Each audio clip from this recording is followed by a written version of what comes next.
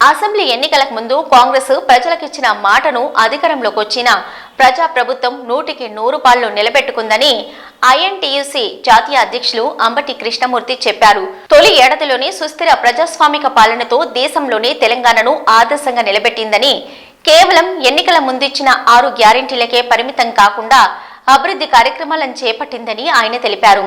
కాంగ్రెస్ ప్రభుత్వ ఏడాది ప్రజాపాలన విజయోత్సవాల సందర్భంగా హైదరాబాద్ బషీర్బాగు దేశోద్ధారక భవన్లో తెలంగాణ రాష్ట్ర ఐఎన్టీయూసీ సమావేశంలో ఏర్పాటు చేశారు.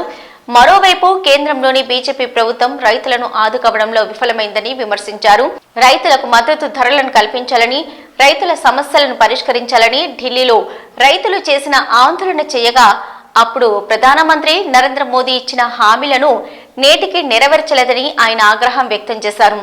కేంద్ర ప్రభుత్వం రైతు, కార్మిక, ప్రజా వ్యతిరేక విధానాలను నిరసిస్తూ 2025 మార్చి నెలలో 1,00,000 మంది కార్మికులతో హైదరాబాదు నిజాం కాలేజీ గ్రౌండ్స్ లో భారీ బహిరంగ సభ నిర్వహిస్తున్నామని అంబటి కృష్ణమూర్తి వెల్లడించారు.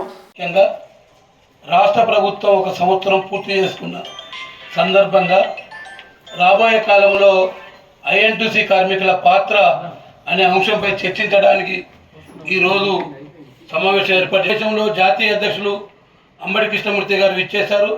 అనేకమైన సమస్యలు గత బీఆర్ఎస్ ప్రభుత్వము కార్మిక సమ్మె చేస్తే ఒలకబోస్తా ఉన్న ఆశా వర్కర్ల గురించి నీచమైన దుర్మార్గమైన 10 సంవత్సరాల పాలన అంతమొందించి రేవంత్ రెడ్డి గారి నాయకత్వాన కాంగ్రెస్ ప్రభుత్వం పరిపాలనకు గత కాంగ్రెస్ పాలనలో ఏదైతే కార్మికులకు సంబంధించిన అనేక సంక్షేమ పథకాలు, కార్మికులకు జరిపించిన అసంఘటిత కార్మికులకు సంబంధించిన అసంఘటిత కార్మికులకు సంబంధించిన కోర్సును గవర్నమెంట్ 1000 కోట్లు ఇచ్చి ప్రోత్సహించిందో అటువంటి కాంగ్రెస్ ప్రభుత్వం ఆధ్వర్యంలో ఈరోజు సంవత్సర కాలన విజయంగా చేర్చుకుంటున్న సందర్భంలో ఐఎన్టీసీ ఈ యొక్క కార్మికుల చట్టాలను తేవడంలో కీలక పాత్ర వహించింది. కాబట్టికే ఈ చట్టాలను తిరిగి ఏదైతే బీజేపీ సర్కారు కాలరాసి 4 డీకోడ్లుగా చేసి 44 కార్మిక చట్టాలను నిర్మూలించిందో ఆ చట్టాలను తిరిగి నిర్మించుకునే దిశగా మార్చిలో మేము 1,00,000 మందితో ఒక బహిరంగ సభను నిజాం కాలేజీ గ్రౌండ్లో అసంఘటిత కార్మికులైన పారిశుద్ధ కార్మికులు కానీ, భవన నిర్మాణ కార్మికులు కానీ అనేక కార్మిక రంగాలను సమీకరించి వాళ్ళ ప్రయోజనం కోసం మేము మన ముఖ్యమంత్రి దృష్టికి తీసుకొచ్చి ఏదైతే మేము సాధించుకోవాలో వాటన్నింటినీ పరిష్కరించే దిశగా మేము ప్రయత్నం చేస్తున్నాం. రాష్ట్ర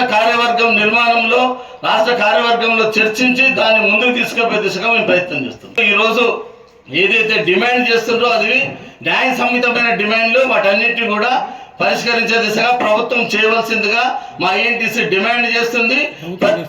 ప్రభుత్వం ఖచ్చితంగా వాటిని పరిష్కరిస్తారని హామీ ఇస్తుంది.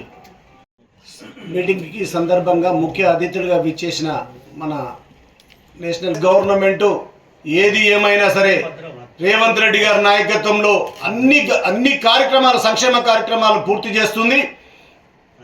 10 సంవత్సరాలు అరాచక పరిపాలనని ఎదిరించి పోరాడి తీసుకొచ్చినటువంటి ఈ కాంగ్రెస్ గవర్నమెంట్ అన్ని ప్రయత్నాలు కూడా ఆయన ఇచ్చిన హామీలన్నీ కూడా మేము ఇచ్చిన హామీలన్నీ నెరవేర్చడానికి ముందుంది. మొన్ననే 1 ఇయర్ సెలబ్రేషన్స్ అంతా చేసుకుంటే వాడవాడలా తిరగలిగాం. అందరు కూడా ప్రజలంతా కూడా బ్రహ్మరథం పట్టారు. రేవంత్ రెడ్డి గారి నాయకత్వంలో ఐఎన్టీసీ కూడా పోరాటం చేసింది. ఆనాడు ఎలక్షన్స్ లో మా పిలుపు మేరకు ప్రతి కార్మికుడు ముందుండి పోరాటం చేసి కాంగ్రెస్ పార్టీని గెలిపించడం జరిగింది. కాబట్టి ఈనాడు కూడా ఏది ఏమైనప్పటికీ కూడా రేవంత్ రెడ్డి గారి నాయకత్వంలో రాబోయే రోజుల్లో అందరికీ అన్ని విధాలుగా మంచి జరుగుతుందని తెలియజేస్తూ సోనియా గాంధీ గారికి ప్రత్యేక కృతజ్ఞతలు తెలియజేస్తూ సెలవు తీసుకుంటున్నాను.